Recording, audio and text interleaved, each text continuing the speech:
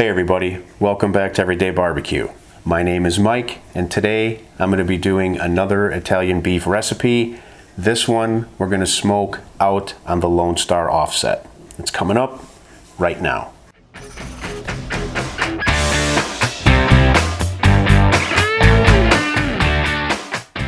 Welcome back to the channel. Really appreciate having you here. If this is your first time here, please consider subscribing and hitting the bell down there to get notifications anytime I release new content here on the channel. If you are subscribed and you're not clicked in with the notifications, please click the notifications if you want to get those alerts as soon as I release the content as well. So I've got a couple different style Italian beef recipes, Italian beef sandwich recipes on my channel, and they're constantly getting hit all the time, so I know it's a popular recipe. This is one that I've been wanting to do for a while. I'm finally getting around to it today, and I'm glad I'm going to be doing this out on the Lone Star offset. I just think it's going to be the ultimate flavor. So let me show you how we're going to put this thing together step by step. This video is actually going to be a 2-day shooting video for me because I'm going to do the first part today and the second part tomorrow, which will be instantaneous for you. Don't worry, it's going to be all in one video. But today we're going to start with phase one. So let's get into that because it starts with a homemade rub. Now, as usual, don't worry, I'm going to have all the details on this recipe, the ingredients, the amounts, the cooking instructions down below in the description box. So if you get lost somewhere along the way, just go ahead and click show more if you're on your computer, or the little arrow if you're on your phone, and you're going to see all the details there. So for our rub, we're going to start with some salt, black pepper, some dried coarse garlic, garlic powder, onion powder, basil, oregano. Both the basil and the oregano are dried basil and oregano, and just a little bit of red pepper flakes. Now you can also just use an Italian seasoning and you can omit the basil and oregano here. When you use a traditional Italian seasoning, you're also going to get some additional herbs like sage, thyme, but I like to just go with the stuff that I like, which is going to be the basil and the oregano. So now we're just going to get this lid on and we're going to shake this up. And so this is our rub. Now this is going to be enough for the roast. It's going to be enough for the gravy or the juice.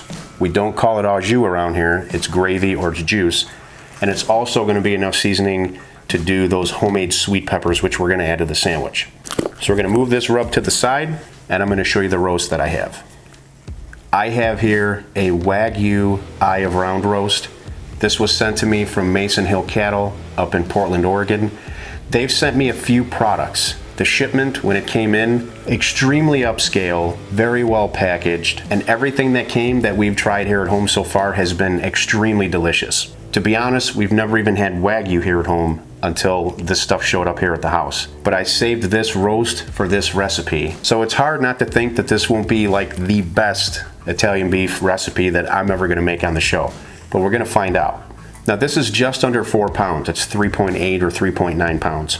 And there's really no trimming that I'm going to be doing on this. Now, a lot of this recipe comes from the AmazingRibs.com website, except I make a few changes to things the way I want to do them, which I always do. And so, as you can see, I have this roast on top of a rack that's sort of wedged here into the foil pan. The reason why I'm doing this is because as this roast cooks and renders, I want all those drippings to get into this pan. It's going to mix up with some beef broth that I'm about to put in here, as well as some beef bouillon. And all of those drippings are going to turn into our gravy. So we're going to start by adding our beef broth.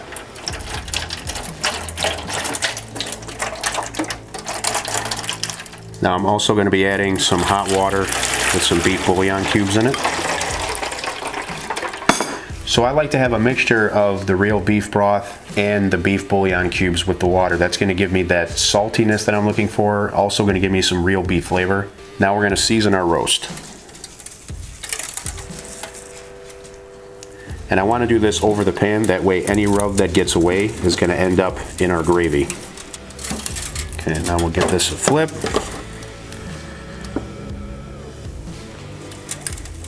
Same thing here on this side. Now there's very little salt in this rub comparatively to everything else, so you can be really generous with this. And you can kind of see why I like to use that coarse garlic. It's going to help us develop a nice crust. Now you could let this hang out for a while if you want, but cold meat takes on more smoke. The Lone Star is already set. I preheated it about an hour ago. I started with some Fogo premium charcoal, threw a couple of logs on top of that. Now I'm using a mixture of white oak and cherry wood, and we're gonna be running it between 225 and 250 today. We're gonna cook this roast just like this. We're not gonna have to move it. We're gonna leave it right here elevated over this pan the whole time. And I'm simply gonna go ahead and cook this or smoke it until it hits about 130 degrees internal temperature. In order to fit this thing comfortably on the Lone Star, I did remove the top shelf, and I'm gonna monitor this with a temp probe. So now it's time to get outside and get this roast on.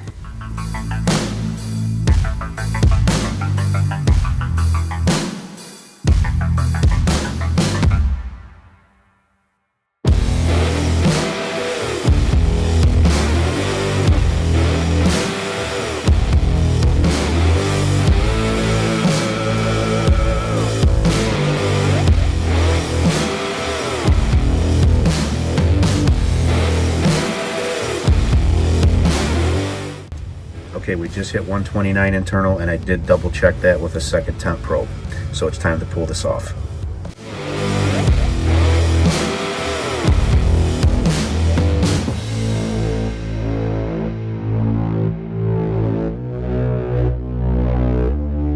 So this took about 3 hours to get to 129 degrees internal temperature. Pulled it right at 129. Next step is to just let this sit until it comes down close to room temperature. Then we're gonna wrap this up in some plastic wrap and put it in the fridge until tomorrow. Tomorrow is when we make the real magic happen. We're gonna take this gravy, I'm gonna pour this into a container, reserve that in the fridge overnight as well. Tomorrow I will show you how to properly finish this off and build the best Italian beef sandwich that you've ever had. I'll see you tomorrow.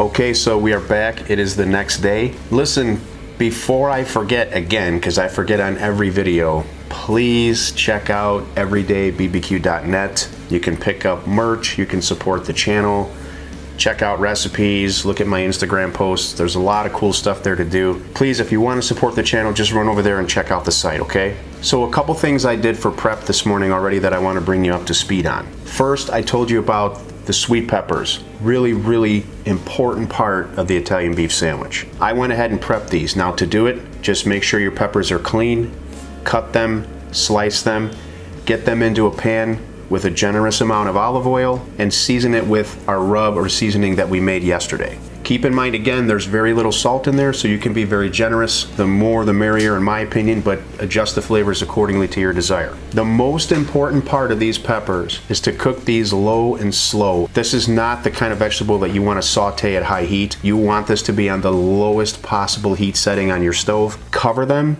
but keep that lid cracked or angled so some of that steam can escape. To get the right texture, which is to have them nice and soft and soak up all that flavor but not be mush, this could take 2 hours or more. Just keep stirring them occasionally, make sure they're not burning, you don't want any char, you just want these to be cooked very gentle over low heat for a long period of time. I also prepped our juice, or gravy as I call it, so I poured that into a pot, put it on low heat, brought it to a gentle simmer for maybe just a few minutes. Then I transfer that to a crock pot, put that on low. At this point, you want to taste that gravy, you want to taste that juice. If it needs anything, if it needs to be diluted, if it's too salty, if it needs more broth, if it needs more water, go ahead and add it. If you want more seasoning, feel free to go ahead and add that. Get it to exactly how you prefer it, and then just allow it to be on low heat until you're ready to put the beef in. Now, a little trick that I use is about 15 to 20 minutes before I put my beef in, I'll switch the crock pot to the keep warm setting. One of the most important parts of this recipe is to let that beef soak in that juice. And this is where my opinion and my technique differs from so many others. Many people decide they just want to soak the beef in the juice for about 10 minutes. I like to do it quite a bit longer than that. If your heat setting is low enough,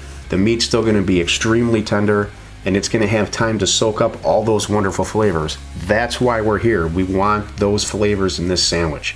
It's got to be present everywhere. The beef is the most important part. You can allow it to soak long on a very low heat, and it's still going to be very tender. If you put it in when the crock pot is too hot, or if you use a high setting, you're going to regret it later.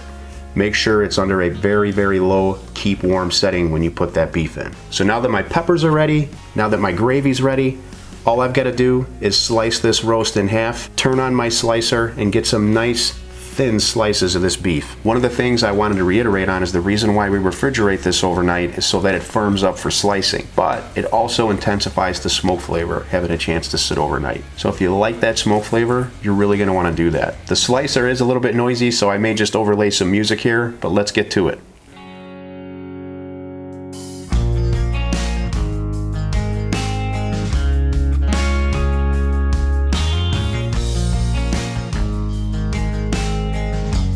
All our slicing is done. I sliced this pretty thin. Some of the pieces might be a little thicker than others just because when I put pressure on the slicer to go back and forth, it sort of moves the adjustment, but for the most part, this is really, really thinly sliced. And just take a look so you can see it's very tender. And I don't know if you can tell, but you can see this nice little smoke ring on the outside. The Lone Star did an incredible job on that roast. It does an incredible job on everything. So I've got about 3.5, 4 pounds here of perfectly cooked roast for these Italian beef sandwiches. Now that it's all sliced up, it's time for us to get this into the slow cooker. I guess I'd be a fool not to try it this way first. Wow, man. I can tell that's Wagyu, and it's cooked absolutely perfectly. Beautiful kiss of smoke.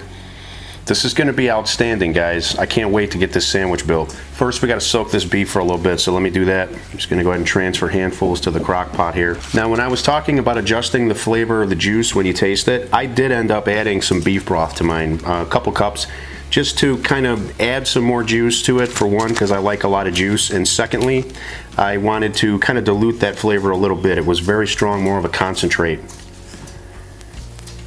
But it's not going to come out the same every single time, so you always have to taste it and make sure that it's the way you like it. Mine's perfect right now for my taste. This slicer did a wonderful job on that. That's the second time I've used that slicer. I used it to make some jerky last week. If you hear claws on my kitchen floor, it's my dog Hobby running around here. I apologize. But I do want to thank one of my good friends, and she actually watches the channel too. Her name's Linda. Linda, thank you so much for all that you do for me. Thank you for sending that slicer out. It's getting put to good use, as you can see. Now we just need to get this all covered. I did switch this to the keep low setting like I told you that I was going to. So this is perfect right now. And when you put in this cold beef, it's also going to bring the temps down a little bit. So this is going to have plenty of time to soak up all the flavor that we need. The key is to keep that crock pot on keep warm. If you have it on low or high while the beef's in there, it's going to shrink up. It may become tough, especially if you're using like a lower quality roast. But I've got my temperature right, so I'm good. My flavors are dialed in. Everything's done. Now it's just time for this to absorb all that flavor. And I think I'll spend some time cleaning that meat slicer while I wait for this. I'll see you guys in a little bit when it's time to build a sandwich. Okay, it's been about 2 hours, and this has had plenty of time to soak up juice. It's ready to serve. You can really see that smoke ring on that beef now that it's had time to cook in this gravy here. And there's a really distinct smoke flavor coming out of this crock pot. As you can see, it's plenty warm. There's steam coming out. This is really, really tender. I mean, just look at this. Very floppy. This is going to be absolutely beautiful. So now that we're ready to build the sandwich, I'm going to just show you the key elements and ingredients and everything that we're going to be putting in here. Here I have my slow cooked sweet peppers. Next thing is the most important part of an Italian beef sandwich, and that's the giardiniera. I'm not even going to say how people butcher the way the word is said, but it is pronounced giardiniera. Giardiniera is a vegetable mix. There are peppers, there's cauliflower, there's carrots. This is a key element to this sandwich, and to be honest, I love this stuff so much I put it on everything. There's a lot of phony giardinieras out there, especially down south from where I'm at. You'll find these jars with big, huge vegetables in them, and people call them giardiniera. That is not giardiniera. My two favorite companies that I like to purchase, or brands that I like to purchase, are Marconi, and I don't have Marconi here right now. This is my ultimate favorite. This is Alpino, and this tastes just like the restaurants around here that serve Italian beef, like Portillo's is one of them, for example. I'll put a link to this down in the description in case anybody's interested. You can probably get it on Amazon. I haven't looked. I know you can get Marconi. I'll make sure I have a description down for that. Now, I do have one regret for this video. It's really important to have good bread, and my two favorite brands for Italian beef are Ganella and Turano.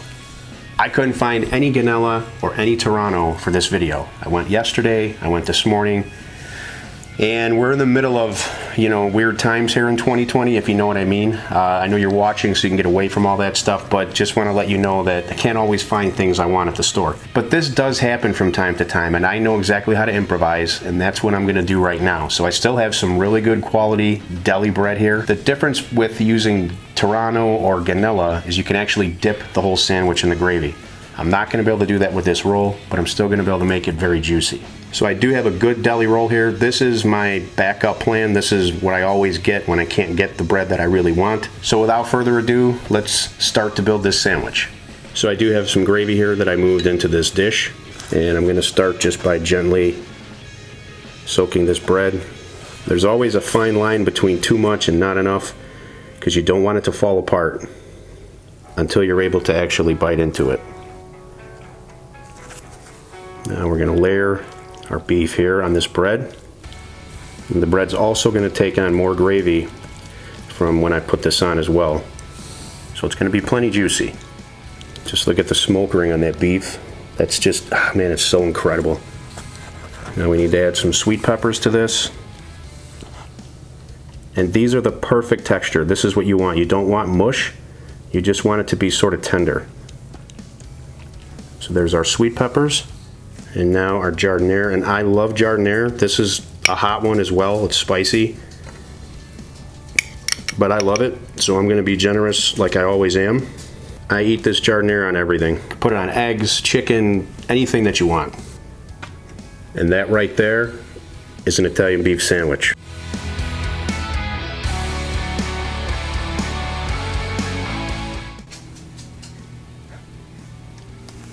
And there we go. So now here's how I'm going to improvise for not having the right bread. I've got some gravy here. I added some fresh seasoning to it.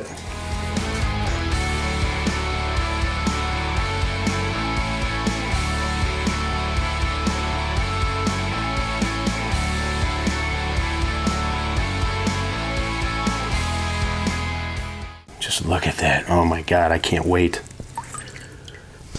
Cheers to you all out there. See the juice running down my arm? You've been with me this long, you can wait another second. So listen, here's my summary on this. This is a smoky sandwich, so this is different from what you're gonna find when you go to a beef stand. The flavor here, from the gravy to the beef, this is an amazing sandwich. I'm gonna go back and finish my lunch. Take care, till next time, I'll see you on the next episode.